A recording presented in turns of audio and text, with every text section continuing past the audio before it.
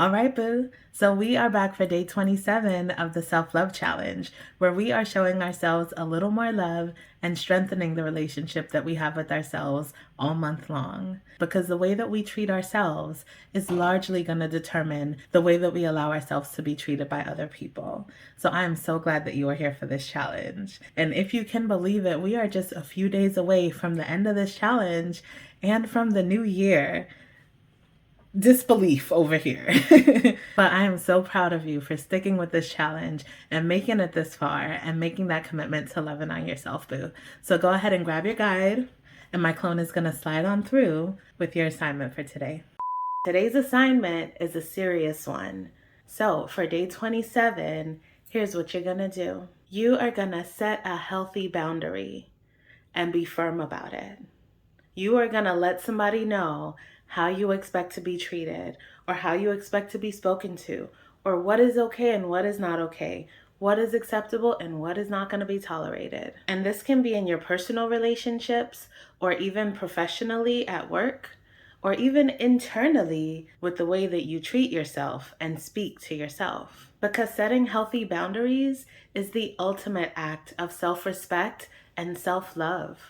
It's how you protect your well-being and take proper care of yourself. And it's an essential part of maintaining your mental, emotional, spiritual, and physical wellness. Not to mention that it's the foundation for developing and maintaining healthy relationships with the people in your life. Because not only are you honoring yourself, your wants, your needs, the things that are important to you, the things that you care about, but you're also asking the people in your life, the people who care about you, to respect you enough to do the same. But setting boundaries is not necessarily something that's easy to do.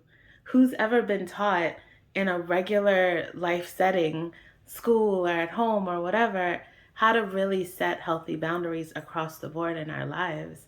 Most of us have to go to therapists and such to be able to work on and learn and gather the tools to do so. And it's even harder if we're worried that we're going to upset someone we care about or disappoint them, or that they might push back and that might lead to some sort of confrontation that we don't want. And then there are the folks who'll make you feel guilty or like you're being mean or selfish just for looking out for yourself. Yes, I'm talking about the users, abusers, narcissists, etc. And it may be harder to set boundaries in these cases because they're good at what they're doing.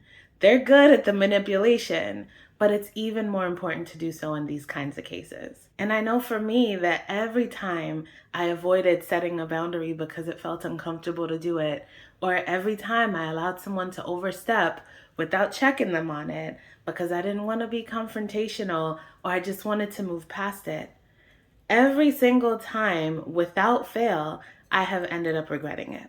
Every single time. And at some point, it became clear that the universe was just going to keep presenting me with the same challenge over and over again, maybe in different forms and through different people, until I was finally able to learn my lesson and develop some clear boundaries to protect myself, to protect my mind, to protect my peace, to protect my space, to protect my well-being and my health and my sanity and my wellness. And I cannot tell you how much pain and stress I have been able to avoid since getting better about setting boundaries and actually taking the risk of being a little uncomfortable in the moment, but still standing firm and insisting on what I need and what I want and what I expect from the people in my life who say they care about me, or who I have to share my life with in some way. And a simple way to get started is by doing some reflecting.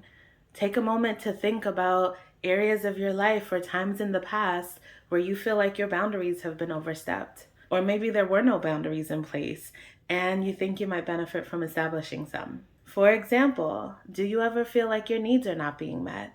Or like they're being overlooked completely? Are there areas of your life where you're not being treated well? Or maybe not as well as you feel you deserve? Is there someone in your life who has a way of getting under your skin or bringing out the worst in you because they know exactly what buttons to push? Once you've identified that area of your life or that kind of situation or scenario where you could benefit from some boundaries, start thinking about what you hope to see change. What would you like to see happen in these situations or with these persons moving forward?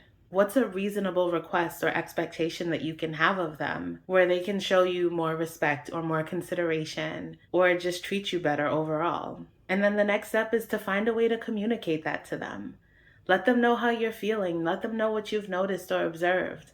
Let them know what you hope to see happen. And of course, you can't control what anyone chooses to do or the decisions or actions they decide to take. So your job is to communicate with them as well and as clearly as you can. The way you hope to be spoken to, the way you hope to be treated, the fact that you are willing and hopefully already reciprocating that to this person, and that you expect them to do a little bit better. And then it's up to them to decide what they're gonna do, whether or not they're gonna rise to the occasion and respect your boundary and maybe put in a little bit more work in order to do so, or not.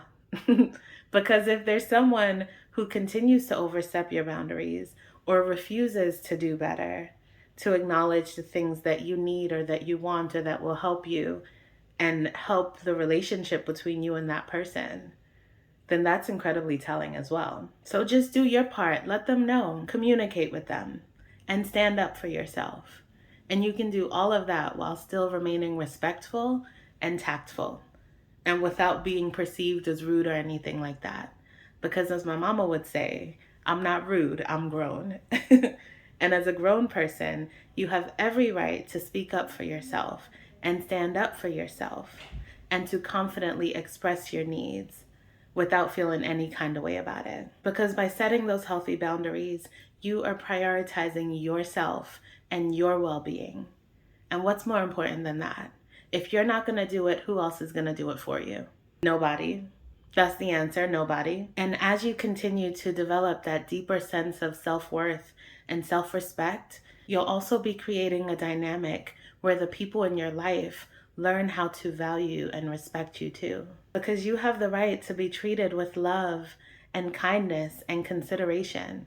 It's as simple as that. No matter who you are, where you're from, how you look, how much you weigh, how pretty or ugly you are, how rich or poor you are, none of that. So go ahead and set that boundary and be firm about it. It might take a little practice and a little bit of courage, but that's all good. You can do it. You got this. And the more you do it, the easier it gets over time. So we clear? You got your assignment? Good. Now go out there and love on yourself, okay? And I will see you right back here for day 28 of the Self-Love Challenge. Bye, boo.